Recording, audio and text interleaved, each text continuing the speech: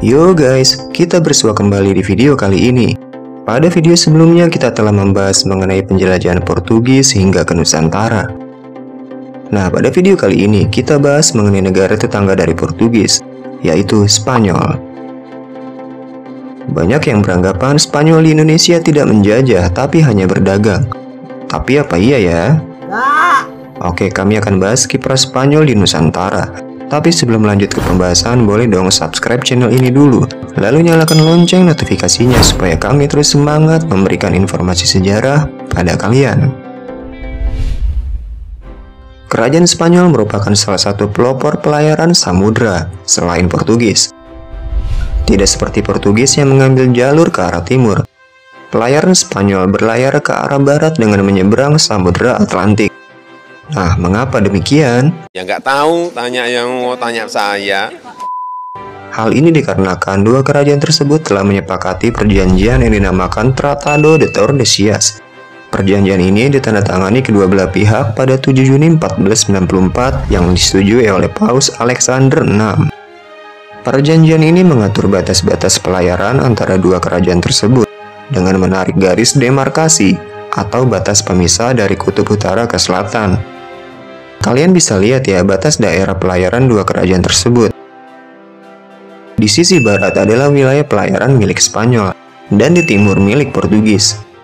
Nah, dari garis batas tersebut, maka Spanyol memiliki hak atas wilayah barat, dan Portugis wilayah timur, termasuk sebagian Brazil ya.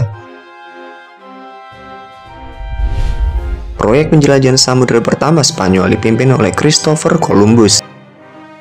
Columbus merupakan penjelajah yang berasal dari Genoa yang sekarang merupakan Italia. Dengan segala kompetensinya, Columbus pun dipercaya oleh Raja Ferdinand memimpin armada Spanyol menemukan daerah baru.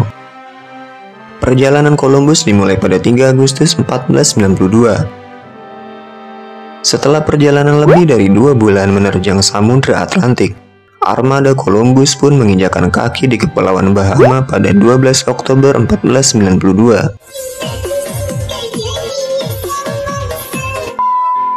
Pada pelayaran-pelayaran berikutnya, armada Columbus mampu mengeksplorasi Kepulauan Karibia dan sekitarnya, serta mendirikan pemukiman bagi orang-orang Eropa di tanah Amerika.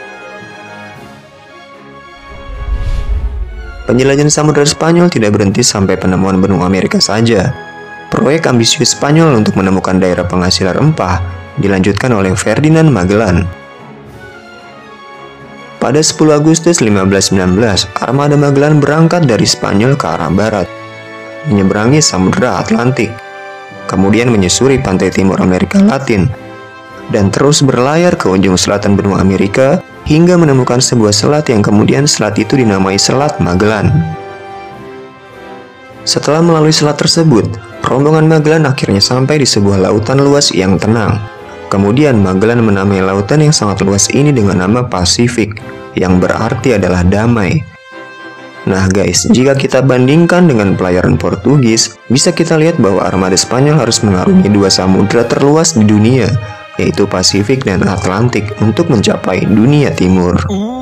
Mengerikan. Setelah mengarungi luasnya Samudra Pasifik, Magellan dan kru kapalnya tiba di sebuah kepulauan di barat Samudra Pasifik, yang kemudian dinamai dengan Filipina, yang mana nama tersebut berasal dari nama Raja Philip II. Di Kepulauan Filipina, Magellan membangun koloni dan menyebarkan ajaran Katolik. Eksplorasi Magellan di Kepulauan Filipina nyatanya menemui kesulitan. Ambisi Magellan untuk membuktikan bahwa bumi itu bulat akhirnya sirna saat Magellan terlibat konflik di Pulau Mactan yang membuat dirinya tewas pada 27 April 1521 di tangan Datuk Lapu-Lapu. Mati mampus lu.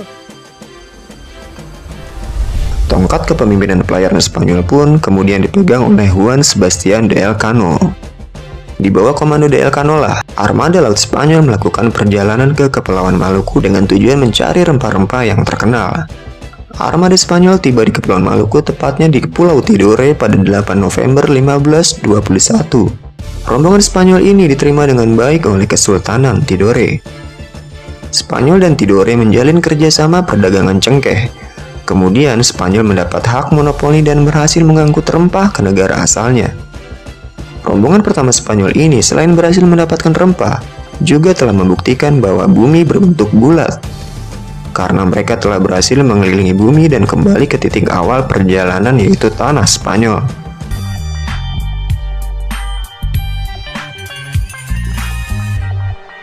Setelah keberhasilan ekspedisi pertama, Spanyol kemudian mengirimkan ekspedisi-ekspedisi lanjutan untuk mendapatkan rempah di Maluku, di mana kapal-kapal Spanyol dikirimkan dari Meksiko.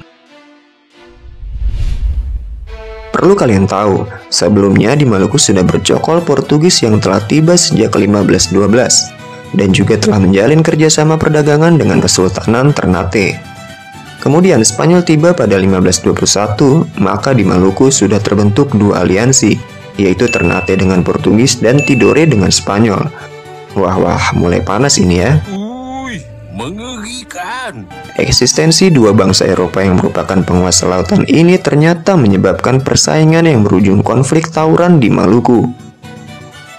Setelah selama 9 tahun berkonflik, akhirnya kisru Portugis-Spanyol dipadamkan dengan sebuah perjanjian yang dinamakan Perjanjian Saragossa. Perjanjian ini diteken pada 22 April 1529.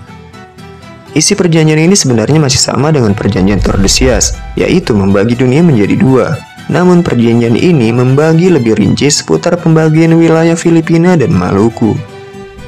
Menurut perjanjian ini, Spanyol harus melepaskan klaim atas kepemilikan Maluku dan hanya berhak memiliki Filipina.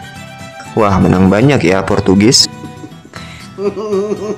Tapi nanti dulu guys, Maluku memang berhak dimiliki Portugis. Namun dengan kompensasi, Portugis harus membayar 500.000 cruzados kepada pemerintah Spanyol. Dengan demikian, Spanyol harus angkat kaki dari Kepulauan Maluku dan memusatkan koloni di Filipina. Namun sebenarnya Spanyol tidak benar-benar angkat kaki dari Maluku guys. Kapal-kapal mereka masih berdagang secara diam-diam di sekitaran Maluku. Puluhan tahun setelahnya terjadi unifikasi atau penyatuan antara Spanyol dan Portugis. Tepatnya pada 1580 yang menyebabkan segala aktivitas koloni di Maluku kini berada di bawah pemerintahan Spanyol. Spanyol terlibat beberapa peperangan dengan kesultanan-kesultanan lokal, menyerang benteng Gamlamu pada 1606, serta pendudukan Ternate Barat dan Selatan. Spanyol mendapat tantangan besar dari pendatang baru yaitu VOC milik Belanda. VOC saat itu mendapat dukungan dari Ternate yang merupakan musuh Spanyol sejak dulu. Setelah berhasil menjejakkan kaki di Maluku pada 1521, Spanyol kemudian memperluas jangkauannya hingga ke Sulawesi bagian utara guys. Menurut catatan Riedel, armada Spanyol pertama kali berlabuh di daerah Kima, Sulawesi Utara pada 1615. Mereka disambut baik oleh raja setempat. Armada Spanyol kemudian menjalin kerjasama perdagangan dengan orang-orang Babon Tehu. Selain itu, mereka juga menjalankan salah satu misi utama mereka, yaitu menyebarkan ajaran Katolik. Mereka terus melakukan eksplorasi di sekitaran wilayah Sulawesi Utara hingga dapat mendirikan benteng di Uren Amurang. Selain itu, mereka juga membangun pemukiman bangsa Spanyol yang sering disebut oleh orang Tombulu sebagai Winaror Nitasikela. Kegiatan perdagangan merupakan kegiatan utama bangsa Spanyol di Minahasa, hingga akhirnya mereka mampu memonopoli perdagangan di wilayah Sulawesi Utara. Namun, keserakahan dan kesewenang-wenangan mereka membuat rakyat Minahasa marah. Kehadiran bangsa Spanyol di beberapa wilayah Sulawesi Utara nyatanya mengusik kekuasaan raja dan penduduk lokal, sehingga menyebabkan peperangan antara bangsa Spanyol dengan rakyat Minahasa. Perlawanan rakyat Minahasa pun berlangsung bertahun-tahun hingga akhirnya pada 1645 Spanyol terusir dari tanah Minahasa. Armada Spanyol pun melarikan diri ke Filipina. Oke guys, mungkin itu saja yang dapat kami bagikan. Menurutmu Spanyol termasuk menjajah atau hanya berdagang aja nih? Coba ketik pendapatmu di kolom komentar ya. Demikianlah pembahasan mengenai penjelajahan Spanyol hingga ke Indonesia. Jika ada kesalahan atau kekurangan, mohon dikoreksi ya guys. Jika kamu suka dengan konten ini, klik like dan bagikan ke teman-temanmu ya. Akhir kata, salam jas merah.